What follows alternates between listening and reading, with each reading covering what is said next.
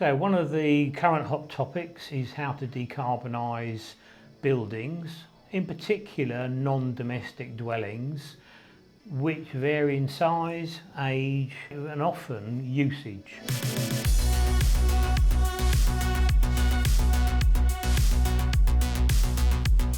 We take a different view here. We look at everything holistically. We look at the building itself, what it's built from, what it needs, what is the client hoping to gain from this, the occupancy of the building, how the building is used, so that we can understand a suitable solution, because one solution doesn't fit all. So one of the current projects we've just finished is on a half dozen fire stations. These are what they call day call, so they're quite unique. They're not manned 24/7, and they have a very peculiar demand because for a short period of time they'll be occupied, probably 15-20 minutes while they load the engines and go out on the shout, and then there's 2 or 3 hours while they're out. Then they come back and they've got to wash, shower, clean the engine down, and we've got to make sure that during that period of time it's fit for purpose and is warm.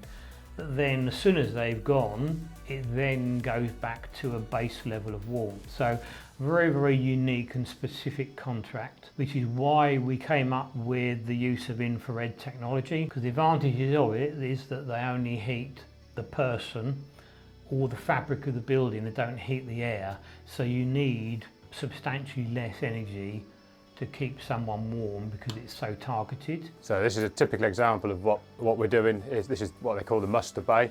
Traditionally heated with the gas boiler and radiant pipework heating the rooms, but now we're replacing with infrared heaters with PIR and thermostat controls. They also then have override buttons, so if they come back from site and all the equipment's wet, they can put a boost override on, leave all the kit to dry when they all go off back home again. In the appliance bays, we've got some high-level 4 kilowatt heaters, like the one up here, for effectively heating the space and drying the appliances out when they come back. And they'll be replacing the gas-fired water fan coils that were originally being used. Traditionally, they used to get used a lot in like warehousing and things like that. So if you've got a bay in a warehouse where you've got some staff standing working and you didn't want to heat the whole house, the whole warehouse, you'd put one of those type of heaters just to heat where the people are standing, because it's really efficient at keeping them warm when they're at their station, rather than heating the massive empty warehouse. But they're starting to get used more and more for, like I say, when buildings aren't fully occupied, and heating people rather than heating big spaces. I mean, a lot of these, you can feel the heat in here now. A lot of these fire stations were really warm, and I could see why they were using lots of energy keeping them warm. The other type of heaters, obviously, because a lot of them you've seen so far are the pro heaters.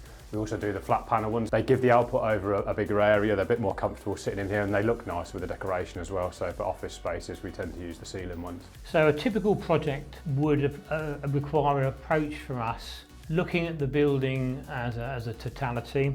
So we'll look at things like building fabric, the existing insulation, where we can put more insulation in if it's possible, so that we can end up developing a project base for them, full of technical detail, analysis, costs and budgets. We do different levels of reports depending on what the client needs that suits their budget. Not everyone's got a tremendous budget they want to spend, but they need really good years of advice, all condensed into a report that allows them to work on a structured approach over a period of time that suits their budget. So if you'd like advice, one of these energy reports, or just generally good years of experience condensed into a phone call, please ring Elite Renewables, and one of the technical gurus here will give you the help you need.